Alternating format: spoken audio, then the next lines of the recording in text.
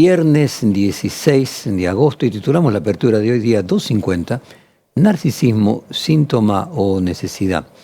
Porque antes de ayer hablaron el presidente Javier Milei y la expresidenta Cristina Fernández de Kirchner, y los dos, que son las principales figuras de la política argentina, a su vez, los dos que por diferencias ideológicas y peso de sus figuras son el par de opuestos perfectos, como sería el yin y el yang del sistema político, y comparten el narcisismo, según lo vamos a explicar, porque más allá de las innumerables diferencias que los separan, hay algo que parece ordenar su forma de pensar y la pretendida dimensión de pensarse a sí mismo en escala histórica, escala mundial, en los más grandes. Los dos piensan que el lugar que ocupan en el debate mundial, y los dos reflexionan sobre la huella que dejarán en la historia. Es decir, ambos tienen una especie de narcisismo estructural en su discurso. Por eso comenzamos esta columna editorial de hoy con la canción Me Amo del cuarteto Nos, que pareciera hecha especialmente para esta columna. Y en relación a las declaraciones de Cristina Kirchner, que fueron en el marco del juicio por su intento de magnicidio, algo que obviamente esperamos que se esclarezca y que, de haber pruebas que vinculen a autores intelectuales, se investigue hasta las últimas consecuencias. Y en el caso de Javier Milei, rodeado del llamado círculo rojo de aplaudidores, que hizo un recorrido de su gestión con un autoelogio sin ningún tapujo, en ambos casos se percibe una autorreferencialidad del discurso que fue completamente central. Además, los dos se perciben como una síntesis del sentir popular, la expresión del pensamiento de un sector mayoritario del pueblo argentino en un caso, y los argentinos de bien en el caso de Milei. El caso de Cristina Kirchner, su palabra es el pueblo. La mayoría popular los sigue a ellos, salvo que los medios hegemónicos, en el caso de Cristina, o los periodistas ensobrados, en el caso de Milei, los engañan con sus mentiras. También los dos entienden que por representar al pueblo argentino deben enfrentar a los poderosos, un poderoso grupo de intereses que defienden las situaciones de privilegio. Y si bien la batalla no está ganada, tienen unos a las fuerzas del cielo, en el caso de Milei, y a Dios, a la Virgen, en el caso de Cristina, de su lado. El gurú, célebre gurú hindú de los años 80 y 90, Osho, dijo textualmente: solo los locos querrían cambiar el mundo, hay que ocuparse por cambiarse a uno mismo, de meditar, de tomar conciencia de lo valioso que es cada presente. Independientemente de lo polémico de esta frase, la pregunta vale si puede ser que haya que estar un poco loco para querer transformar la realidad. Es para eso que se llama el arte de lo posible, en fin, para lo que vulgarmente se denomina la política. Y quizás loco sea una frase un poco genérica. Quizás de lo que estamos hablando es de un ego desmesurado, una desmesura autorreferencial, de que la mayoría de las personas carecen y que solo un sector, un grupo adquiere, una especie de narcisismo necesario para poder encarar el poder, para poder construir una narrativa en la que alguien se adjudica la representación del pueblo o de la gente de bien y pueda leer que todos los problemas tienen que ver con un boicot de los poderosos fanáticos. Vamos a compartir distintos videos de estos dos personajes en los que la audiencia podrá encontrar puntos en común, pero primero vamos con un marco, a definir teóricamente qué era el narcisismo primario para Sigmund Freud. En el narcisismo primario se da que en el niño aún no se ha desarrollado el yo. Recordemos que para el análisis no existe yo al inicio. La satisfacción de la pulsión es parcial y autoerógena en el cuerpo. Y a través de la intersección con el narcisismo del niño y el narcisismo de los padres que proyectan en él todos sus deseos y frustraciones, se genera una ilusión de omnipotencia de su majestad el bebé. En este caso, decía recién la producción muy agudamente, el narcisismo es una necesidad, la necesidad que tiene el bebé en su indefensión. Vamos a ahora sí entrar en el raconto de los discursos de Milei y Cristina, donde van a encontrar puntos en común. Vamos a empezar primero con Javier Milei en el Consejo de las Américas, diciendo: todo el mundo ve el milagro, menos los argentinos. Todo este proceso de estabilización lo estamos haciendo con recomposición de precios relativos. Es interesante, todo el mundo ve el milagro, menos los argentinos. También nos hemos ocupado del largo plazo. Hemos emprendido un plan de reformas que es el más ambicioso de toda la historia argentina. El programa de reformas más grande de la historia argentina se hizo en la década de los 90 durante el gobierno de Carlos Menem. La reforma que nosotros llevamos a cabo con el DNU y la ley bases es 8 veces más grande que lo que hizo Menem en todo su gobierno. Y eso lo hicimos en 6 meses con 15% de la Cámara de Diputados y 10% de la Cámara de Senadores. Háblame de gestión ahora. Bueno, es interesante lo que dice Javier Milei sobre el milagro en el que, según él, estamos viviendo. Tal vez todo el mundo, entre comillas, pueda verlo, pero solo los argentinos podemos padecerlos. Habrá algo de estar en el milagro y verlo desde afuera que ofrece una perspectiva distinta. Vamos a pasar ahora al siguiente fragmento, donde Javier Milei dice: los economistas van a quedar en evidencia sus errores. Entiendo que los economistas, como presagiaban todo tipo de calamidades, no quieran verlo así porque, digamos, van a quedar en evidencia en sus errores. Pero 54% mensual anualizado es el equivalente a 17.000. Y la realidad es que el último dato de mayoristas fue 2,7%. Es decir, anualizado eso da 35%. Vaya si no es un tremendo logro digno de un reconocimiento histórico para el ministro Caputo pasar del 17.000 al 35.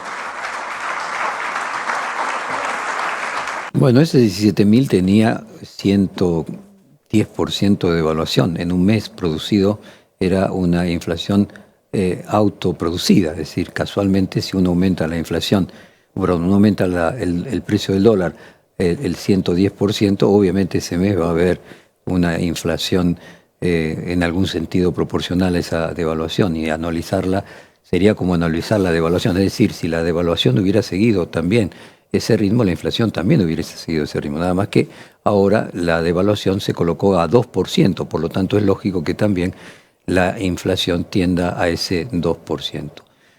Hay que reconocer que la gestión de Milei y Caputo han logrado sin ninguna duda igual una baja drástica de la inflación, no de ese 54% que fue autoproducida, pero sí podríamos decir que la inflación promedio que fue teniendo Sergio Massa era del orden de entre el 6 y el 7%, o sea, la bajó a la mitad de la que había.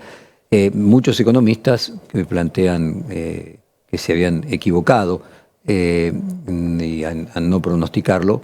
Es cierto que la mayoría de los economistas, y el REM así lo marcaba, pronosticaban una inflación para este año que no llegaba al 3% ni el 4% en estos meses, sino estaba en el 6% estos meses. Sin embargo, lo que no se puede negar, y que ese tono triunfalista no guarda relación con la realidad, es que al mismo tiempo la pobreza aumentó al 51% de los argentinos y la indigencia casi al 16% de los argentinos. Es decir, 25 millones y medio de personas son pobres y 7 millones y medio aumentaron los pobres desde que asumió Javier Milei la presidencia. Milei también nos dedicó una parte de su discurso a los periodistas, o sea, primero los economistas, ahora los periodistas. Vamos a escuchar: a los periodistas no les gusta perder el poder monopólico de los micrófonos. Pero igual de importante, estamos emprendiendo un cambio de paradigma no solo económico, sino también social, político y cultural. Y con este cambio vamos a contramano de la dirección que en el último tiempo están emprendiendo muchos países del mundo. Mientras otros países proponen censura, nosotros proponemos libertad de expresión. Miren tan solo lo que pasa en Inglaterra. Desde que los socialistas llegaron al poder, están metiendo presa a la gente por postear en redes sociales. Bueno, a los periodistas de acá también les gustaría, porque, digamos, no les gusta que hayan perdido el monopolio del micrófono y poder utilizar esa herramienta para extorsionar y ensuciar, calumniar sin costo alguno. Las redes sociales les pasan facturas y no les gustan. Dejen de buscar fantasmas. Están recibiendo lo mismo que hicieron, pero nada más que la gente lo hace orgánicamente porque se dio cuenta que son unos delincuentes, muchos de ellos. Bueno, además, ayer Javier Milei habló y en el Congreso de Inversiones Inmobiliarias volvió a cargar contra otro sector completo, ahora contra el feminismo y las acusaciones contra Alberto Fernández. El "yo te creo, hermana" es una forma de perseguir opositores acusándolos de delitos aberrantes que después nos enteramos son los delitos aberrantes que cometen ellos. Ellos y nosotros. Vamos a escucharlo ayer, Javier Milei. Otro día fui reivindicado, digo, porque una periodista militante dijo que el "yo te creo, hermana" era una cuestión retórica y de acción política. Es decir, terminó de confesar que era una forma de perseguir a opositores, cargándole a los opositores delitos aberrantes que después nos enteramos que son los delitos aberrantes que cometen ellos. Acá marcaba la producción, para que no se confunda aquellos que además de escucharnos por radio nos están viendo por televisión, de que si bien el discurso en el Council of America fue el día anterior a este discurso que acabamos de mostrar ayer en el sector de inversores inmobiliarios, el presidente está vestido exactamente igual, con la misma ropa, el mismo saco, el mismo pullover, genera cierto grado de sorpresa. Pero vamos a pasar ahora al otro ejemplo narcisista del día y el punto de contacto entre la ex vicepresidenta y ex presidenta y el actual presidente. Vamos ahora a algunos fragmentos de la intervención de Cristina Kirchner, sí, antes de ayer. Vamos a repasar primero un momento en Comodoro Pi, donde ella dice: "En este momento las feministas no creían que me agredían por ser mujer". Vía Crucis, acá crucificada, salvo que quieran decir, bueno, la quisimos comparar con Cristo, no me suena. No me suena. Si quieren tomar esa argumentación, por favor, olvídenla. Y también el negocio de pegarle a Cristina, hasta con un ojo negro. Miren qué contexto actual. Hasta con un ojo negro me sacaron y una curita. El negocio, crisis del despoder K. El negocio de pegarle a Cristina. Tiene actualidad también, ¿no? Como verán, todo siempre se repite. Hasta llegar, por ejemplo, esto en la crisis que tuvimos con las patronales rurales en el 2008, el principal caricaturista, un gran caricaturista argentino, de Clarín, me caricaturizó con un ojo negro. Un ojo negro. 2008. Me acuerdo que tuve una crítica por eso, porque es curioso, pero en ese momento, todos saben que yo no soy feminista, ¿no? Pero las feministas ninguna creyó que me estaban agrediendo por mi condición de mujer. Nunca nadie dijo nada sobre esto. Era la primera presidenta electa mujer. Bueno, los dos en contra del feminismo. Las tapas que pudieron comunicar sus ideas con mayor o menor efectividad. Pero sin embargo la propuesta fue siempre transmitir ideas y resumir conceptos con el estilo que tiene la revista Noticias. Sin embargo, el kirchnerismo puso fotos de periodistas para que la gente escupiera. Evidentemente hay bastante distancia entre hacer una tapa y luego poner imágenes de las personas para que la gente vaya y lo escupa. Si se trata de violencia simbólica, hay un doble estándar en el discurso del kirchnerismo. Una suerte de idea de que su violencia y su agresión está justificada por representar al pueblo, una suerte de verdad histórica, y tal vez ese rasgo de ese movimiento que lo viera entrando en contradicción con diferentes hechos de la realidad, desde el escándalo de los bolsos de López hasta las recientes renuncias contra Alberto Fernández. De cualquier forma, no guarda relación que hechos del año 2008 motivaran el ataque, que el intento de asesinato que sufrió la vicepresidente, no sé, 12 años después, ¿no? O sea, la diferencia en el tiempo. Probablemente el discurso del odio al que ella se refería tendría que ver con el discurso del odio que se dio el año que fue intentado ser asesinada. Ahora vamos a otro fragmento de Cristina Kirchner. Dios me libre de ser jueza. Una observación con respecto al tema. Bueno, usted tiene una amplia trayectoria como legisladora, ¿no? Después como presidente, bueno, Figueroa Alcorta le falta ser juez. Pero, Dios me libre, Dios me libre. No, claro. Tampoco es tan grave, doctora. Perdone, doctora, tiene razón. No puedo generalizar, tiene razón, discúlpeme. Pero convengamos que los que me han tocado, Dios mío. Es un audio un poquito más divertido, sin embargo es sintomático como tanto el presidente Milei como la expresidente confrontan con las profesiones, con los economistas, con los periodistas, con los jueces. Hay profesiones enteras que ellos deben enfrentar por su misión histórica. Y la realidad es que, como toda profesión, habrá mejores y peores periodistas, economistas, jueces. Argentina tiene varios jueces que se encargaron de juzgar a los genocidas, por ejemplo, en tiempos donde los militares guardaban mucho poder. Es decir, estos jueces pusieron en riesgo su integridad física y la de sus familiares, lo mismo que muchos periodistas. Vamos ahora a otro testimonio de Cristina. Este juicio es a los autores materiales, faltan los autores intelectuales.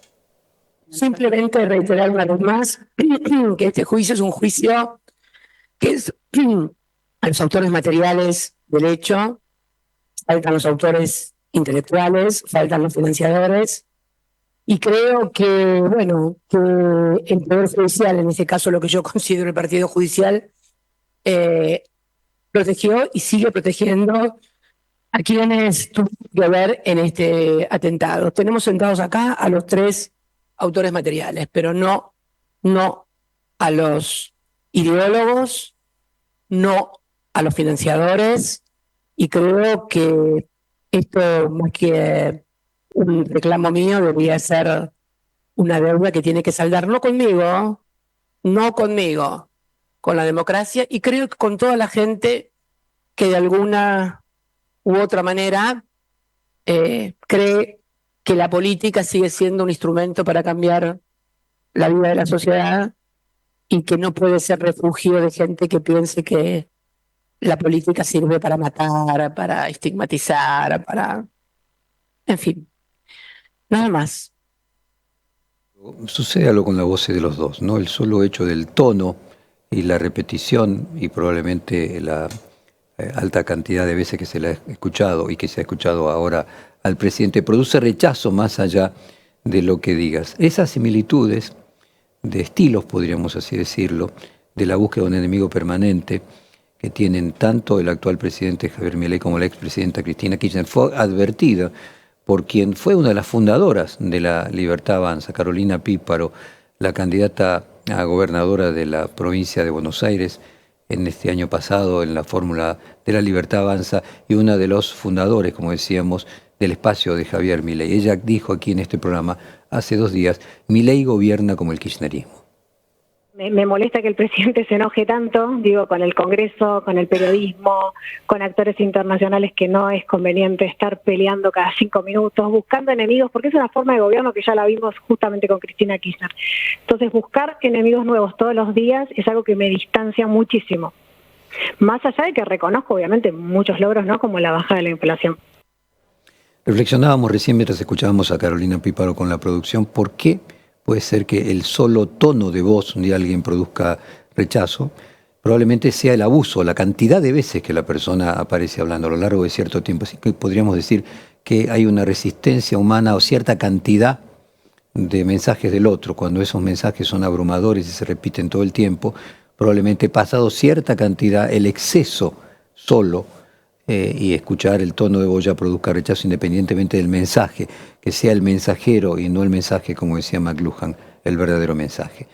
La megalomanía, el narcisismo de los líderes políticos no es una novedad argentina, fue una constante en la historia del siglo XX. Vamos a ver ejemplos que, a pesar de las enormes diferencias ideológicas o el impacto negativo de sus gobiernos, tuvieron este tipo de carácter narcisista. Vamos a hacer un repaso y no tiene punto de comparación ni Cristina Kirchner ni Javier Milei con Hitler, pero simplemente vamos a pasar Hitler, Mussolini y Alejandro Magno con un poco de humor. Vamos primero con la historia propia de Hitler. Adolf Hitler nació hace 132 años en Austria, el 20 de abril de 1889.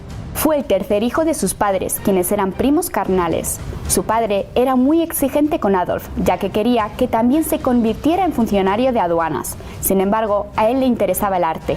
A los 16 años, Adolf fingió una enfermedad para poder ser expulsado de la escuela y viajó a Viena para ingresar en la Academia de Bellas Artes, donde no fue aceptado. Años después, su madre, con quien Adolf tenía gran relación, falleció de un cáncer. Fue entonces cuando empezó a leer libros históricos y se obsesionó con relatos sobre el pueblo alemán. Se convirtió en un ferviente nacionalista pangermano. Esto era un movimiento político que defiende la unidad cultural y política de los pueblos de origen germánico para establecer una gran nación alemana dominadora de la Europa central. Hitler empezó así a odiar a la diversidad étnica y defendía la superioridad de la raza germana, lo que él llamaba raza aria superior.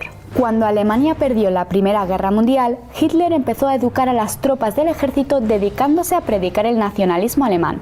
A los 30 años ya era un espía del ejército y no tardó en convertirse en el dirigente principal de un partido que renombró como Partido Nacional Socialista de los Trabajadores Alemanes. Poco después adoptó la esvástica y el saludo fascista del brazo en alto. Y bueno, poco a poco empezó a tener más seguidores gracias a sus discursos contra los marxistas y judíos, culpándolos tanto de la pérdida de la guerra mundial como de la crisis económica. Nuevamente, salvando todas las diferencias, cuánto de los problemas que discutimos en estas columnas que hacemos diariamente tendrán paralelos con los tiempos en los que surgió el nazismo. Por ejemplo, Alternativa para Alemania, una organización con varios dirigentes neonazis, es una de las principales fuerzas electorales que surgieron en las últimas elecciones en Alemania. Los niveles de pobreza, de desigualdad, de hastío con la política que hay en la sociedad son un caldo de cultivo ideal para todo tipo de experiencias que lamentablemente no están exentas de repetirse, aunque no sean exactamente igual. Vamos ahora a otro ejemplo de aquel entreguerras, entre la Primera y la Segunda Guerra Mundial, de un surgimiento de un movimiento similar. La historia de Benito Mussolini en el caso del fascismo italiano. Periodista a un líder despiadado de una nación. Expulsado 2 veces de su país y arrestado en diversas ocasiones por ser un agitador socialista. Participó en la Primera Guerra Mundial, pero fue herido en un accidente con un mortero. En 1919 fundó una milicia voluntaria conocida como los Camisas Negras. Los Camisas Negras actuaban de forma violenta contra opositores socialistas e izquierdistas. Mussolini crea su propio partido y toma como símbolo el fascio. Ahora le llaman el Duce.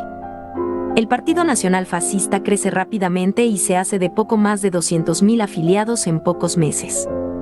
En 1922 convoca a sus seguidores fascistas a marchar sobre Roma. El 27 de octubre de 1922 el rey Víctor Manuel encarga a Mussolini formar un gobierno de coalición. Crea un gran ejército, envía tropas a Etiopía para extender el imperio romano. Mussolini era admirado por un viejo conocido, del cual adoptaría algunas de sus ideas. En 1938 promueve los decretos antisemitas. En 1939 Hitler invade Polonia. Francia y Gran Bretaña le declaran la guerra a Alemania. Mussolini indeciso no toma parte, hasta que Alemania conquista Francia. Entonces Italia entra a la guerra del lado de los nazis. Bueno, ahora vamos a viajar más aún en el tiempo. Vamos a ir a la antigua Grecia, donde Alejandro Magno, cuando tenía una edad que hoy podría ser considerado casi un adolescente, había conquistado gran parte de Europa y de Medio Oriente. Vamos a escuchar una síntesis de aquella biografía. Tras el asesinato de su padre en el año 336 a.C., Alejandro reclamó el trono de Macedonia con tan solo 20 años de edad. Después de matar a sus rivales y aplacar rebeliones en el norte de Grecia, partió tras los pasos de su padre para continuar la expansión del reino. Al mando de su ejército se dirigió a Persia, en donde venció a las fuerzas persas y griegas durante la batalla de Gránico.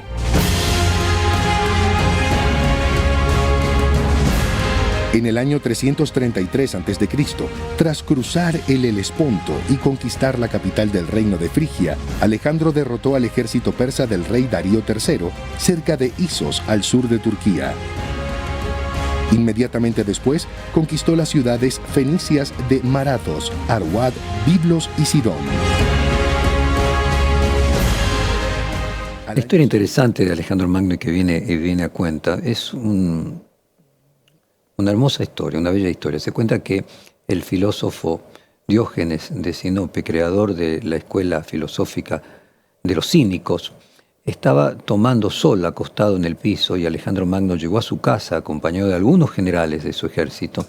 Luego de conquistar gran parte del mundo occidental, varias ciudades y grandes reinos, Alejandro se acercó a Diógenes y le dijo: «Dicen que tú eres el hombre más sabio de toda Atenas. Pídeme lo que quieres y te lo concederé. a lo que Diógenes le respondió cínicamente: por favor, córrete que me tapas el sol. Más allá de lo gracioso y ocurrente de la anécdota, puede hacerse una lectura relacionada con lo que estamos hablando, el filósofo poniéndole un límite al narcisismo y a la megalomanía del político. Por otro lado, si ese narcisismo probablemente no podría haberse hecho ninguna transformación en la historia del mundo, pero también son necesarios los Diógenes que cada tanto le hacen acordar a los políticos que no son todos poderosos y deben correrse para que haya un poco de sol para los demás. Nos vamos a despedir en esta columna de hoy con Me Amo de Cuarteto Nos por el narcisismo que tomamos de ejemplo de Cristina Kirchner y de Javier Milei.